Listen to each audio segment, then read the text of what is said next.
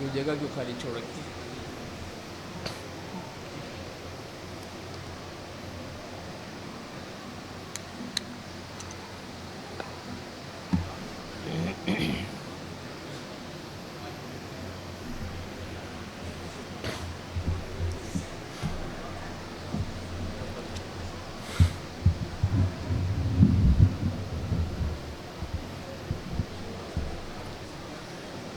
السلام علیکم ورحمۃ اللہ وبرکاتہ۔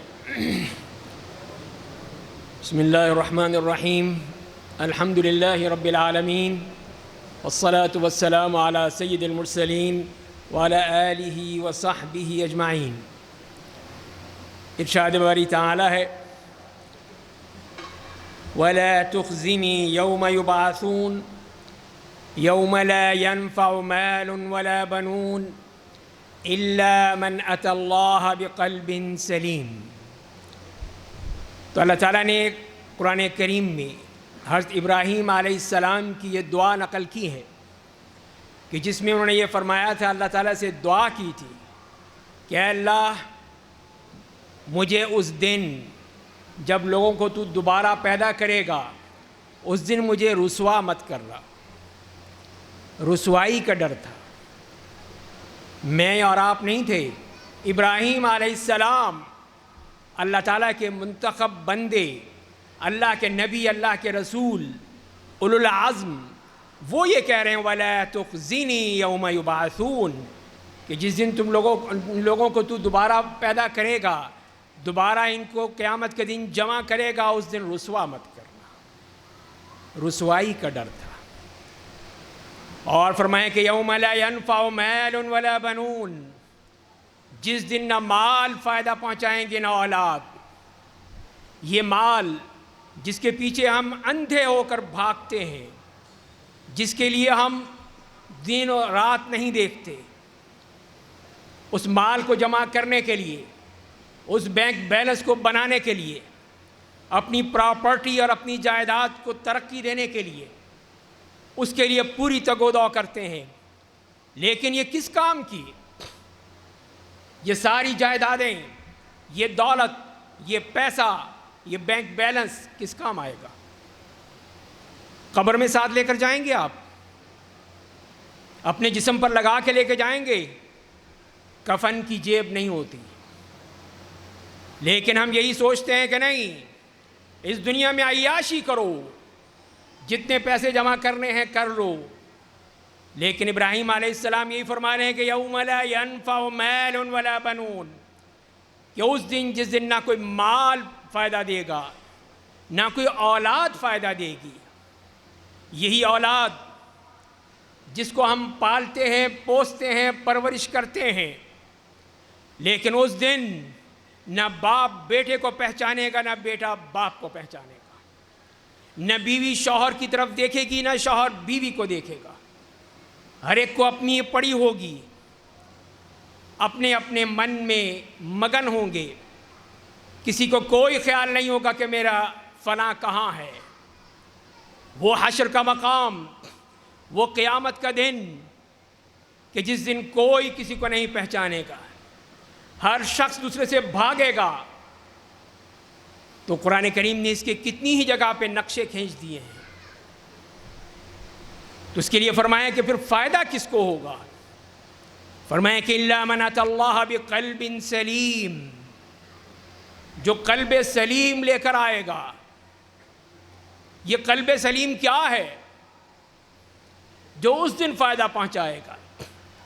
وہ قلب سلیم جس کو کوئی نقصان نہیں ہوگا، جس کو کوئی غم اور پریشانی نہیں ہوگی، جس کو کوئی دکھ اور تکلیف نہیں ہوگی، جو پوری طرح امن و سکون سے ہوگا، سلامتی سے ہوگا۔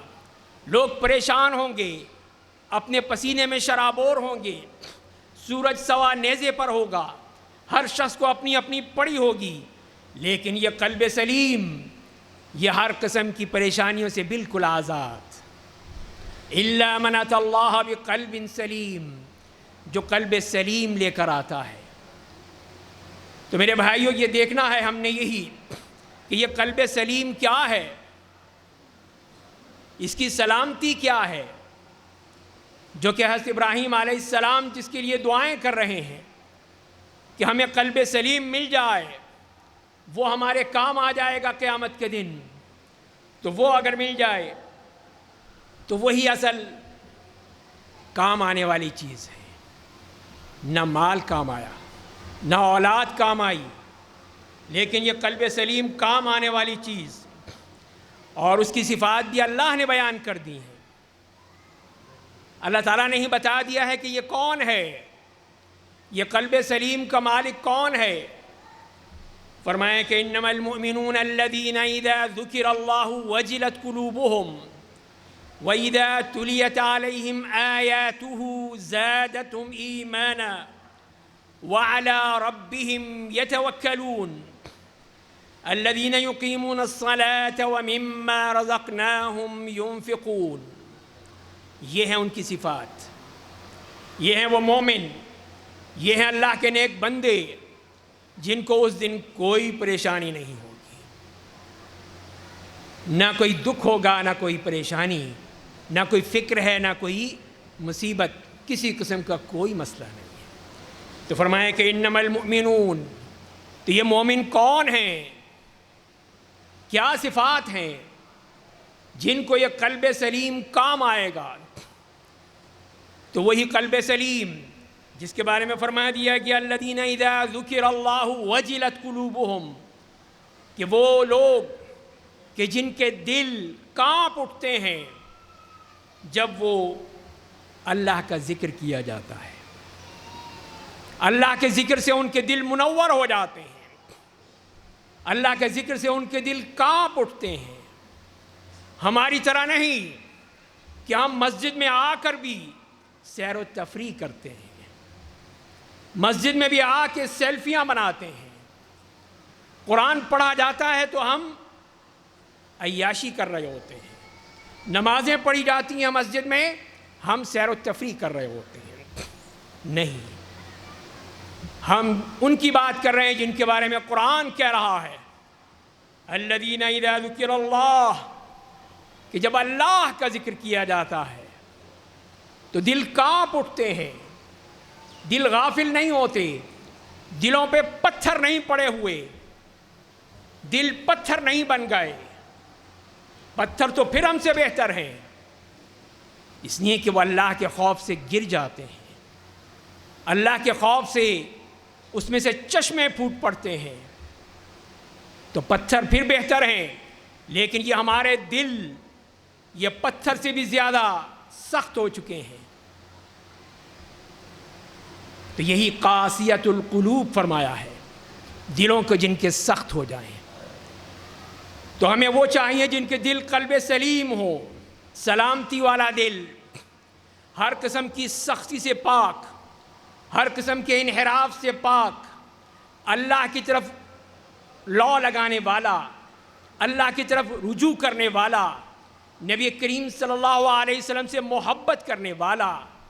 وہ دل چاہیے، وہ دل جو ہر قسم کی شبہات سے پاک ہو، وہ دل جو ہر قسم کی شہوات سے پاک ہو، وہ دل جو اللہ کا ذکر سنے تو آنکھوں میں آنسو آ جائیں، وہ دل جو اللہ کا ذکر سن کے، اللہ کی آیات کی تلاوت سن کر دل بھر آئے.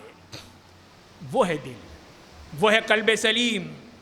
وَإِذَا تُلِيَتْ عَلَيْهِمْ آيَاتُهُ زَادَتْهُمْ إِيمَانًا، اور جب ان پر آیات تلاوت کی جاتی ہیں تو کیا کرتے ہیں؟ موبائل میں اپنے میسج دیکھتے ہیں. نماز ختم ہوئی، دعا مانگی گئی، جیب سے فوراً موبائل، پتہ نہیں کتنے میسج آ گئے ہوں گے، پتہ نہیں آپ دنیا کی کتنے اہم شخصیت ہیں کہ 5 منٹ آپ صبر نہیں کر سکتے کہ مسجد سے باہر تو نکل جائیں. نہیں، فوراً ہی مسجد میں بیٹھ کے آپ کے میسج آنے شروع ہو جاتے ہیں. اللہ کا میسج تو پڑھا نہیں آپ نے، اللہ کے میسج پر آپ کو کوئی فکر نہیں ہوئی، اللہ کے اس پیغام کو دیکھنے میں آپ کو کوئی تکلف نہیں ہوا، لیکن دنیا والوں کے میسج پڑھنے کے لیے آپ کے پاس وقت ہی وقت ہے. ان کو پڑھنے کے لیے آپ کو کوئی مسئلہ نہیں ہے، لیکن اگر قرآن پڑھنے کے لیے کہا جائے، قرآن سننے کے لیے کہا جائے تو ہمیں اپنی مصروفیات یاد آ جاتی ہیں، ہمیں اپنے مسائل یاد آ جاتے ہیں، ہمیں اپنے وہ اوقات یاد آ جاتے ہیں جو ہم نے لوگوں کو اپائنٹمنٹس دے رکھی ہیں۔ تو یہ تو ہماری حالت ہے۔ تو قرآن کہہ رہا ہے وَإِذَا تُلِيَتْ عَلَيْهِمْ آيَاتُهُ زَادَتْهُمْ إِيمَانًا، کہ آیات جب تلاوت کی جاتی ہیں تو ان کے دل میں ایمان بڑھ جاتا ہے، ایمان اضافہ ہو جاتا ہے، ایمان مضبوط ہو جاتا ہے، ایمان پھر وہ پوری طرح اپنے عروج پر پہنچ جاتا ہے۔ کمزور ایمان والے نہیں، مضبوط ایمان والے، تو وہ قرآن پڑھ کر، قرآن سن کر وہ ایمان مضبوط ہوتا ہے۔ زادتہم ایمانا، اللہ تعالیٰ فرما رہا ہے، تو وہ ایمان بڑھتا ہی چلا جاتا ہے۔ وہ ایمان جو ہر مصیبت سے ٹکرا جاتا ہے، وہ ایمان جو دنیا کی کسی طاقت کو اپنے سامنے نہیں برداشت کر سکتا، وہ ایمان جو ہر قسم کی مصیبتوں کو، مشکلات کو کوئی سامنے نہیں رکھتا ہے، صرف اللہ پر بھروسہ ہے۔ ہمیں کس پر بھروسہ ہے؟ ہمیں تو امریکہ پر بھروسہ ہے، یورپین یونین پر بھروسہ ہے، IMF پہ بھروسہ ہے۔ وہ ہمارے خدا ہیں، وہ ہمارے معبود ہیں۔ اگر انہوں نے ہمیں یہ ایڈ نہیں دی، ہم مر جائیں گے، ملک تباہ ہو جائے گا، اس لیے کہ ایمان نہیں ہے، اللہ پر ایمان نہیں ہے۔ ایمان ہے تو ان لوگوں پر ہے، ان بتوں پر ہے جو ہم نے بنا رکھے ہیں، ان پر ہمارا ایمان ہے۔ تو بتائیے کہ پھر ترقی کیسے ہوگی جبکہ ایمان اللہ پر نہیں، ان بتوں پر ہمارا ایمان ہے۔ فرمائیں کہ وَعَلَىٰ رَبِّهِمْ يَتَوَكَّلُونَ، اور اپنے رب پر توکل کرتے ہیں۔ تو یہ ہے اللہ پر بھروسہ، یہ ہے ایمان کا تقاضا کہ اللہ پر بھروسہ ہو۔ جب اللہ پر بھروسہ ہوگا تو پھر یہ دنیاوی تمام خدا، دنیاوی تمام بت سب گر جائیں گے، سب ختم ہو جائیں گے۔ لیکن ہم یہی سمجھتے ہیں کہ نہیں، انہی تو ہمیں پالا پوسا ہے، یہی تو ہماری مصیبت میں کام آتے ہیں۔ ہمارا تو یہ ذہن ہے، یہ تصور ہے۔ جیسا کہ جب مشرقی پاکستان کا مسئلہ ہو رہا تھا، 71 کا معاملہ ہے، اس وقت ہمیں اللہ کی طرف نہیں، امریکی بحری بیڑے کا انتظار تھا کہ وہ آئے گا اور ہماری مدد کرے گا۔ تو یہ تو ہمارا تصور ہے، یہ توکل اللہ پر نہیں ہے، بھروسہ اللہ پر نہیں ہے، بھروسہ ہے تو ان خداؤں پر ہے جن کو ہم سمجھتے ہیں کہ یہی سب کچھ ہے۔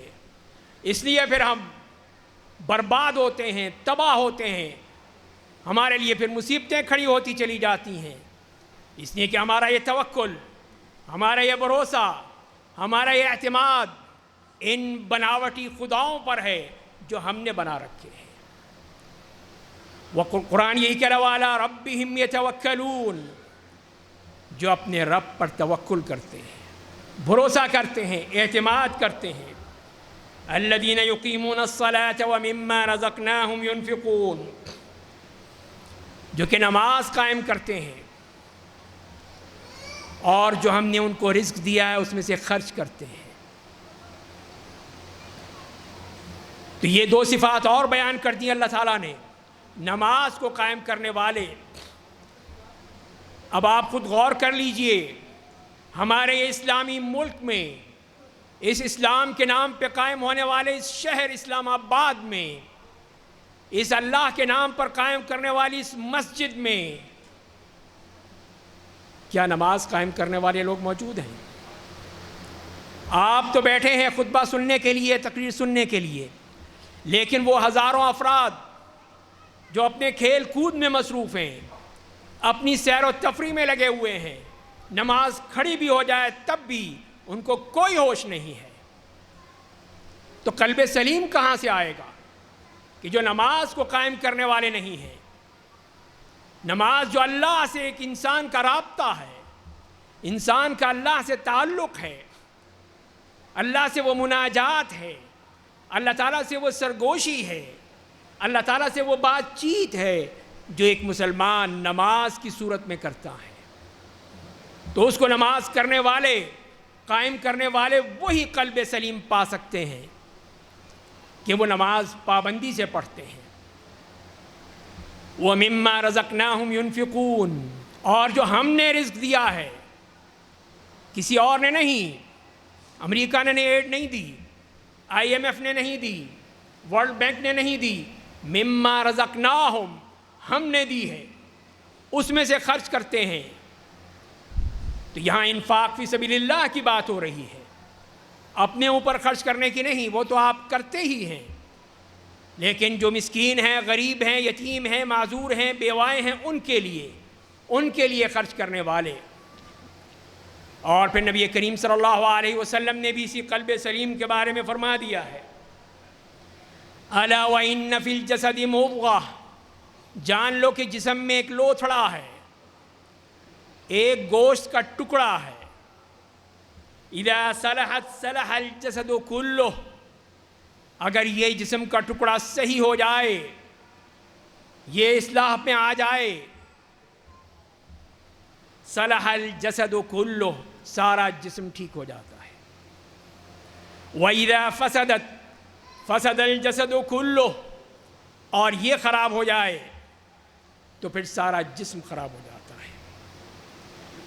تو یہی قلب سلیم، اس کے ذریعے سے پورے جسم کی سلامتی ہے، صرف دل ہی کی نہیں، پورے جسم کی سلامتی ہے، جیسے کہ رسول اللہ صلی اللہ علیہ وسلم فرما رہے ہیں کہ اس کی اصلاح ہو جائے، یہ صحیح راستے پر آ جائے، تو پھر وہاں سے پورے جسم کی اصلاح شروع ہو جاتی ہے۔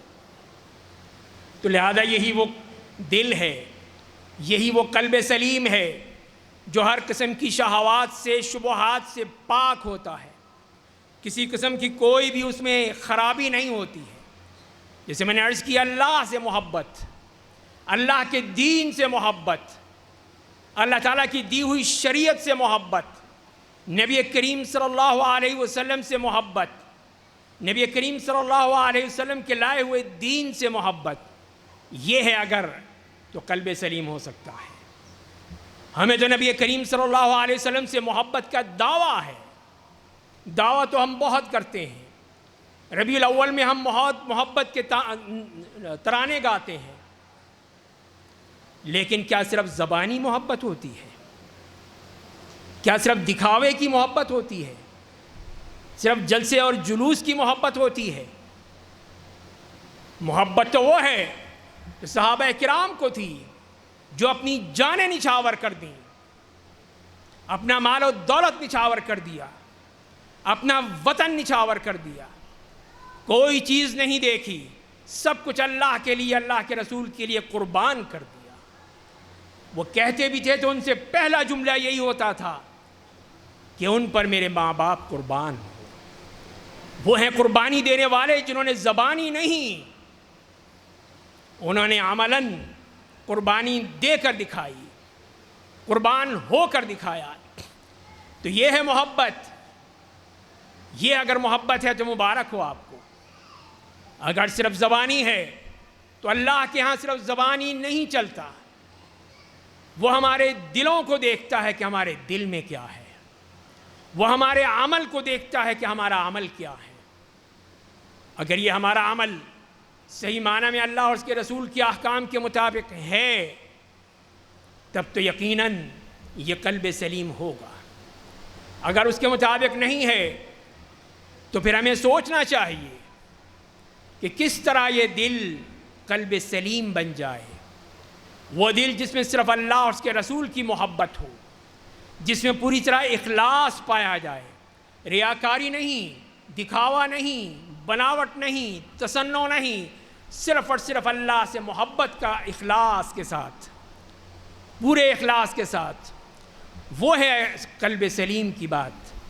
اور جیسے میں نے عرض کیا کہ نبی کریم صلی اللہ علیہ وسلم سے محبت صرف دکھاوے کے لیے نہیں، پورے اخلاص کے ساتھ اور یقین کے ساتھ یہ ہے تو یقیناً اللہ تعالیٰ ہمیں پھر قیامت کے دن ہر طرح کی مشکلوں سے آسانی دے دے گا، ہر قسم سے ہمیں مصیبتوں سے نجات دلا دے گا۔ اس لیے کہ قرآن کا یہ وعدہ ہے، اللہ کا یہ وعدہ ہے، یوم لا ينفع مال ولا بنون الا من اتى اللہ بقلب سلیم۔ اللہ تعالیٰ مجھے بھی اور آپ کو بھی توفیق عطا فرمائے کہ ہم اپنے دل کی اصلاح کر سکیں، دل کو اللہ کی طرف مائل کر سکیں۔ اس لیے نبی کریم صلی اللہ علیہ وسلم یہ دعا کیا کرتے تھے کہ یا مقلب القلوب ثبت قلبی علی دینک، اے دلوں کو پھیرنے والے میرا دل اپنے دین کی طرف ثابت قدم کر دے۔ اور ہمیں بھی قرآن نے یہی کہا ربنا لا تزغ قلوبنا بعد اذ ہدیتنا وہب لنا من لدنک رحمہ انک انت الوہاب۔ اقول قولی هذا واستغفر اللہ لی ولکم ولسائر المسلمین من کل ذنب فاستغفروه انہ هو الغفور الرحیم۔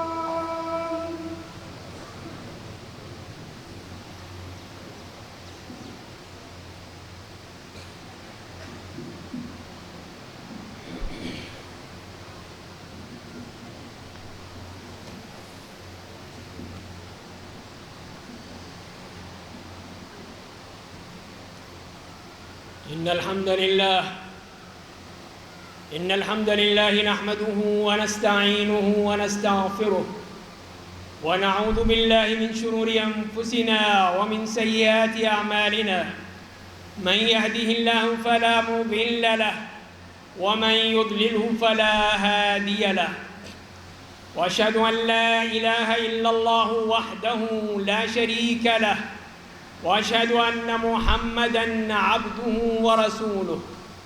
يا أيها الذين آمنوا اتقوا الله حق تقاته ولا تموتن إلا وأنتم مسلمون. يا أيها الناس اتقوا ربكم الذي خلقكم من نفس واحدة وخلق منها زوجها وبث منهما رجالا كثيرا ونساء، واتقوا الله الذي تساءلون به والأرحام إن الله كان عليكم رقيبا. يا أيها الذين آمنوا اتقوا الله وقولوا قولا سديدا يصلح لكم أعمالكم ويغفر لكم ذنوبكم، ومن يطع الله ورسوله فقد فاز فوزا عظيما. أما بعد، فإن خير الحديث كتاب الله، وخير الهدي هدي محمد صلى الله عليه وسلم، وشر الأمور محدثاتها، وكل محدثة بدعة، وكل بدعة ضلالة، وكل ضلالة في النار. عباد الله، اتقوا الله حق تقاته وعظموه حق تعظيمه، وأثنوا عليه بما هو أهله، وآمنوا به حق الإيمان، واحذروا مخالفة أوامر ربكم وعصيانه، واعلموا أن القلب ملك البدن والجوارح جنوده، فإذا صلح القلب صلح الجسد كله، وإذا فسد القلب فسد الجسد كله.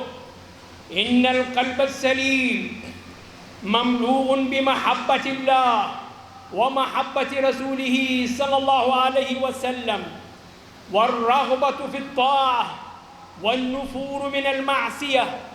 وصاحب القلب السليم يسير على نور من الله، مجتنب للمحرمات، متوق للشبهات، يترك ما لا بأس به حذرا مما به بأس.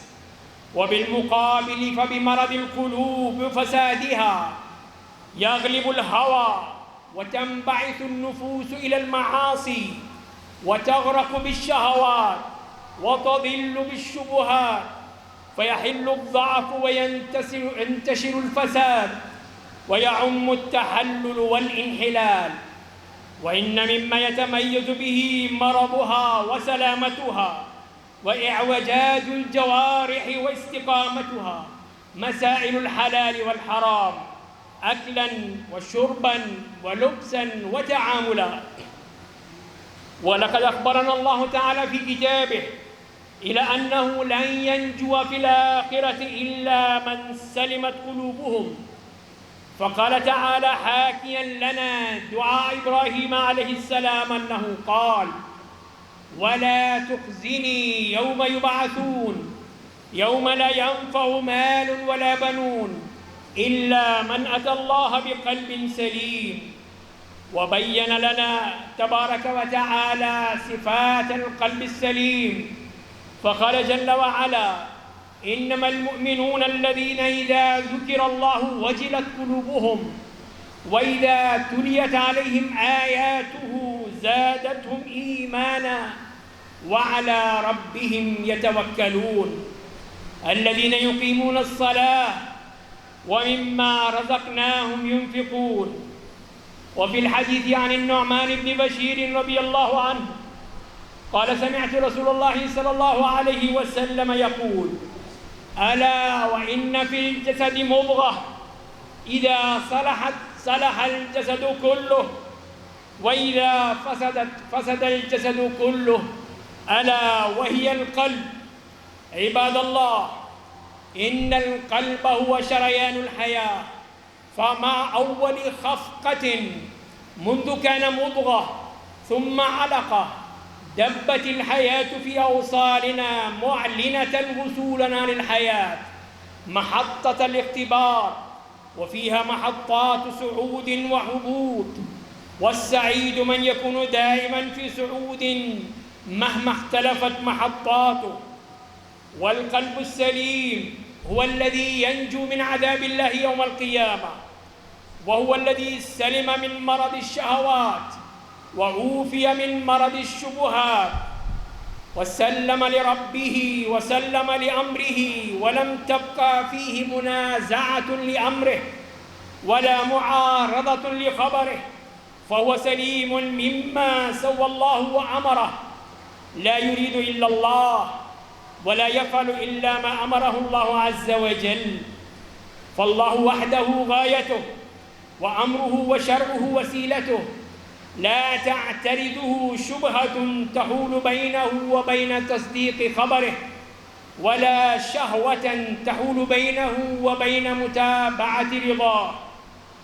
والقلب السليم عباد الله هو الذي سلم لعبودية ربه حبا وخوفا ورجاء وطمعا، وسلم لأمره وسلم لرسوله صلى الله عليه وسلم تصديقا وطاعة، واستسلم لقضاء الله وقدره، فلم يتهمه ولم ينازعه ولم يتسخط لأقداره، وسلم جميع أحواله وأقواله وأعماله الظاهرة والباطنة. بلى من أسلم وجهه لله وهو محسن فله وجهه عند ربه ولا خوف عليهم ولا هم يحزنون. وفي الحديث عن كعب رضي الله عنه قال: من أحب في الله وأبغض في الله وأعطى في الله ومنع في الله فقد استكمل الإيمان. إن المؤمن حي والكافر ميت، والميت لا يؤمر بصلاة ولا بصيام حتى تنفخ فيه روح الإيمان، وإن كان سيحاسب على تركه الإيمان والأعمال يوم القيامة. فإذا حي قلبه بالإيمان صار قابلا ومستعدا لقبول الأوامر والنواهي. والمؤمن حي، والحي إما صحيح وإما مريض. أو من كان ميتا فأحييناه وجعلنا له نورا يمشي به في الناس كمن مثله في الظلمات ليس بخارج منها. فصاحب القلب السليم هو الصحيح، وصاحب القلب المريض هو السقيم. والمرض قسمان يا عباد الله: مرض شبهة كما قال الله تعالى عن المنافقين: في قلوبهم مرض فزادهم الله مرضا ولهم عذاب أليم بما كانوا يكذبون. والثاني مرض الشهوة كما قال سبحانه: يا نساء النبي لستن كأحد من النساء إن اتقيتن فلا تخضعن بالقول فيطمع الذي في قلبه مرض وقلن قولا معروفا. وقد ورد شفاء هذين المرضين في كتاب الله، فقال سبحانه: ولو جعلناه قرآنا أعجميا لقالوا لولا فصلت آياته أأعجمي وعربي قل هو للذين آمنوا هدى وشفاء والذين لا يؤمنون في آذانهم وقر وهو عليهم عمى أولئك ينادون من مكان بعيد. عباد الله، والقلب السليم هو ما سلم من 6 أدواء، فهو سليم من الشرك، سليم من الجهل، سليم من الكبر، سليم من الغفلة، سليم من حب الدنيا، سليم من سيء الأخلاق. فهو قلب طاهر زكي مملوء بالإيمان والتوحيد والعلم والتواضع لربه، يحب الله والدار الآخرة، متجمل بمكارم الأخلاق. وهذا القلب السليم إذا نظر الله إليه أحبه واجتباه وأعانه على كل خير ومنع عنه كل سوء، وذلك فضل الله يؤتيه من يشاء. والذين جاهدوا فينا لنهدينهم سبلنا وإن الله لمع المحسنين. عباد الله، أقول قولي هذا واستغفر الله لي ولكم ولسائر المسلمين من كل ذنب فاستغفروه إنه هو الغفور الرحيم.